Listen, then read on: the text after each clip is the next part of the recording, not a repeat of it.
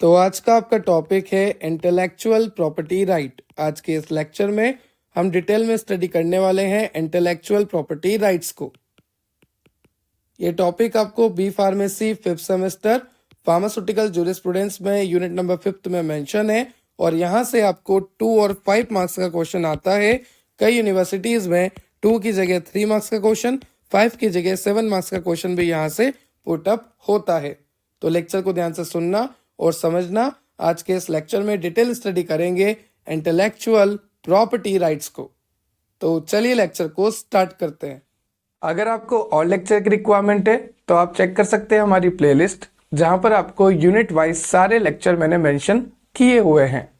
और अगर आपको नोट्स की रिक्वायरमेंट है तो आप चेक कर सकते हैं हमारी एप्लीकेशन डेप्थ ऑफ बायोलॉजी की एप्लीकेशन आप डाउनलोड कर सकते हैं प्ले स्टोर से, और आपको वहां पर सारे नोट्स अवेलेबल मैंने कराए हुए हैं।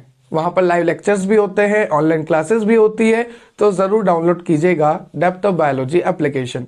चलिए लेक्चर को स्टार्ट करते हैं। तो जैसा कि मैंने आपको इंट्रोडक्शन वीडियो में बताया कि आज का आपका टॉपिक है आईपीआर, और आईपीआर का मतलब होता है intellectual property right. I repeat, IPR stands for intellectual property right.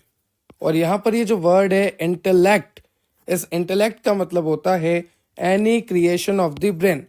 हमारे ब्रेन की कोई भी क्रिएशन, चाहे वो आइडिया हो, चाहे वो कोई इंफॉर्मेशन हो, उसे हम कहते हैं इंटेलेक्ट। तो IPR stand for intellectual property right, और इंटेलेक्ट का मतलब होता है any creation of the brain, either वो कोई आइडिया हो, वो कोई इंफॉर्मेशन हो, such this creation have commercial value are called as property. इस क्रिएशन की कमर्शियल वैल्यू होती है जिसे हम प्रॉपर्टी कहते हैं, और कमर्शियल वैल्यू का मतलब होता है बिजनेस और बिजनेस मॉडल को डेवलप करना। मैं रिपीट कर देता हूं, यहाँ पर जो इंटेलेक्चुअल है उसमें इंटेलेक्ट का मतलब होता है any creation of the brain, जैसे कि आइडिया और इंफॉर्मेशन, जिसकी मदद से आप कमर्शियल वैल्यू को डेवलप कर सकते हो, जिसे आप प्रॉपर्टी नाम देते हो। और कमर्शियल वैल्यू का मतलब होता है बिजनेस और बिजनेस मॉडल का डेवलपमेंट करना। तो देखो, आईपीआर का सीधा सा मतलब है कोई भी आइडिया जो मेरे द्वारा बनाया गया, कोई भी ऐसी इंफॉर्मेशन जो मेरे द्वारा क्रिएट करी गई, बनाई गई, तो वो क्या हो गया, वो हो गया आईपीआर, इंटेलेक्चुअल प्रॉपर्टी राइट। जैसे मान लीजिए कोई भी आइडिया है जो कि मैंने खुद ने ही क्रिएट किया है, खुद से ही। Idea create for one person itself, hence the word coined as intellectual property right. वो मेरा अधिकार हो गया, उस पर मेरा अधिकार हो गया, वो मेरा आइडिया है। ठीक है, ऐसा नहीं है कि हर कोई आइडिया आईपीआर के अंडर में आ जाएगा। ऐसा आइडिया जो फार्मास्यूटिकली फिट बैठ रहा हो, एप्लीकेशन जिसकी फिट बैठ रही हो, जिसकी मदद से बहुत सारे इंप्रूवमेंट हो रहे हो, वो आइडिया को हम कॉपीराइट दे देंगे, इंटेलेक्चुअल प्रॉपर्टी राइट दे देंगे। ठीक है, IPR is govern by intellectual property law. Government of every country they wants this right to be protected. Government जो होती है ना हर कंट्री की, वो चाहती है कि ये आइडिया प्रोटेक्टेड रहे, जिसने सोचा उसके नाम पे ही रहे, जिसने इंफॉर्मेशन प्रोवाइड करी उसके नाम पे ही रहे। और गवर्नमेंट इसे प्रोटेक्ट क्यों करती है? Because if someone has developed very good information और idea is very creative, then government help him और हर टू प्रोटेक्ट हिज और her right to avoid copying of this ideas. किसी ने बहुत अच्छा आइडिया दिया, बहुत अच्छी इंफॉर्मेशन दी, तो गवर्नमेंट भी उसको सपोर्ट करती है और उसके आइडिया को कॉपीराइट नहीं होने देती, as it believed to increase the country's economy. क्योंकि सरकार को लगता है कि ये आइडिया या ये इंफॉर्मेशन कंट्री की इकोनॉमी को बदल सकती है। Now next is history of IPR, intellectual property right. Initially the invention were kept secret. शुरू में तो इन्वेंशन को सीक्रेट रखा गया so that it is well protected, but later on technology developed, those secret has come out in public domain so that they can be benefited to public। पर जैसे जैसे technology develop हुई, वो सारे protected ideas बाहर आए और वो बेनिफिशियल रहे पब्लिक के लिए। But when secret are out, जब वो सारे सीक्रेट्स बाहर आ चुके हैं तो वो पब्लिक हो चुके हैं और हर कोई उसे इजीली कॉपी कर सकता है। And when it is easily copied, the person who originally created it may suffer. जिसने इसको सही से सबसे पहले बनाया था, सोचा था, आइडिया दिया था, उसको तो परेशानी होगी, क्योंकि हर कोई बंदा अब क्या कर रहा है, कॉपी कर रहा है। 1893 BIRIP was established to carry out administrative tasks related IPR. Later on, in 1967, name of BIRIP was changed to WIPO. देखो 1893 में क्या नाम रखा गया? BIRIP.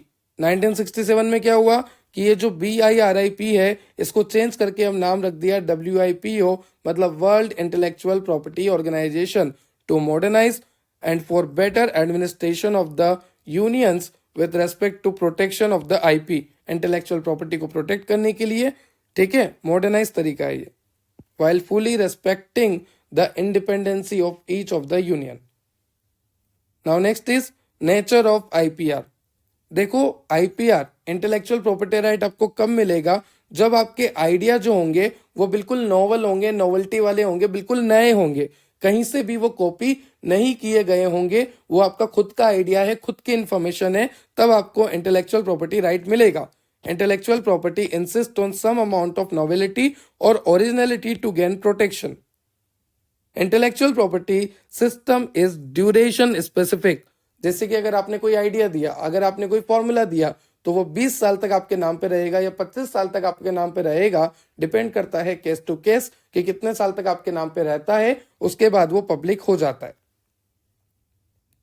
Next, it does not provide perpetual and absolute monopoly over the property. Perpetual का मतलब होता है stay for longer period of time. It does not provide stay for longer period of time. जैसे कि मान लीजिए, if I discover drug, that doesn't mean that I will be owner of that drug और I will only cell और manufacture और make money from particular drug. ऐसा नहीं है कि अगर मैंने किसी ड्रग को डिस्कवर किया तो सिर्फ मैं ही ओनर हूं उसका, या मैं ही उसे बना सकता हूं, मैं ही उसे सेल कर सकता हूं, मैं ही उससे प्रॉफिट कर सकता हूं. ऐसा कुछ भी नहीं है, ठीक है. If any person have patent IPR, then he और she have right for manufacturing and distribute. अगर किसी पर्सन के पास पेटेंट IPR है तो वो जो है मैन्युफैक्चरिंग और डिस्ट्रीब्यूशन कर सकता है. If a person having copyright IPR, then he और she has a right for distribution and publication. किसी के पास कॉपीराइट IPR है तो वो डिस्ट्रीब्यूशन पब्लिकेशन कर सकता है. किसी के पास पेटेंट IPR है तो वो मैन्युफैक्चरिंग और डिस्ट्रीब्यूशन कर सकता है. Next is constitutional aspect of IP, intellectual property. ये दो बंदे हैं, ये दोनों आपस में लड़ रहे हैं कि ये आइडिया मैंने पहले दिया. मान लीजिए कोई आइडिया है जो कि काफी बेनिफिशियल है, तो ये दोनों लड़ रहे हैं कि ये आइडिया मेरा है, ये आइडिया मेरा है. तो इनकी लड़ाई को बंद करने के लिए यहाँ पे देखो मैंने लिखा है, they are fighting for the same idea that I have created first, I have created first.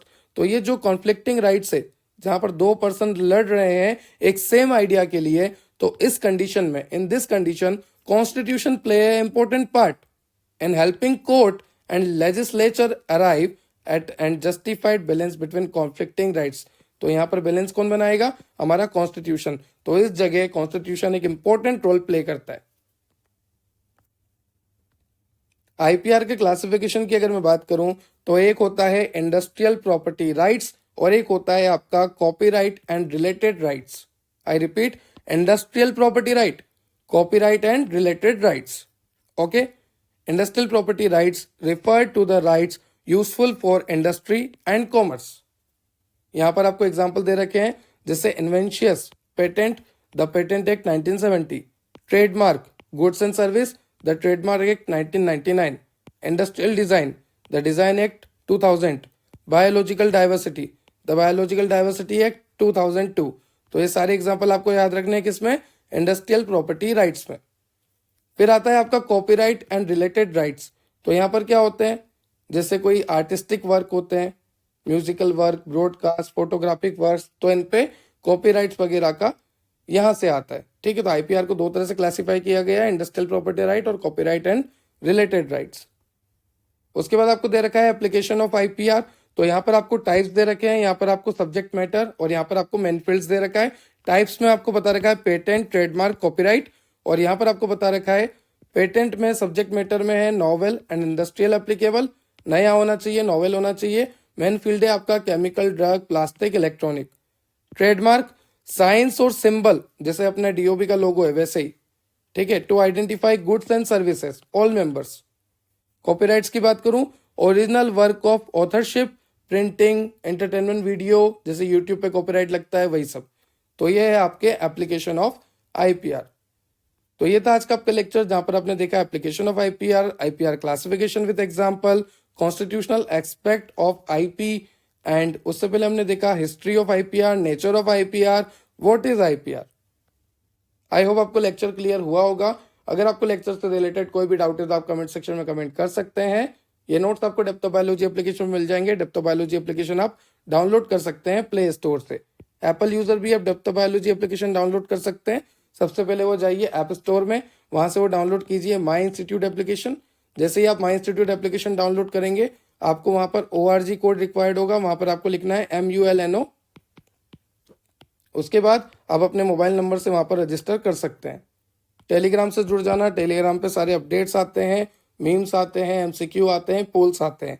Instagram पे भी मीम्स और अपडेट आते हैं। तो टेलीग्राम, इंस्टाग्राम की लिंक आपको डिस्क्रिप्शन में दे रखी है, एप्लीकेशन की लिंक भी आपको डिस्क्रिप्शन में दे रखी है।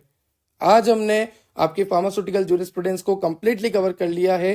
तो आई होप आपको सारे लेक्चर अच्छे से मैंने कवर करवा दिए हैं। Subscribe and share for more, ताकि ऐसी वीडियो मैं आपके लिए और लेकर आता रहूं।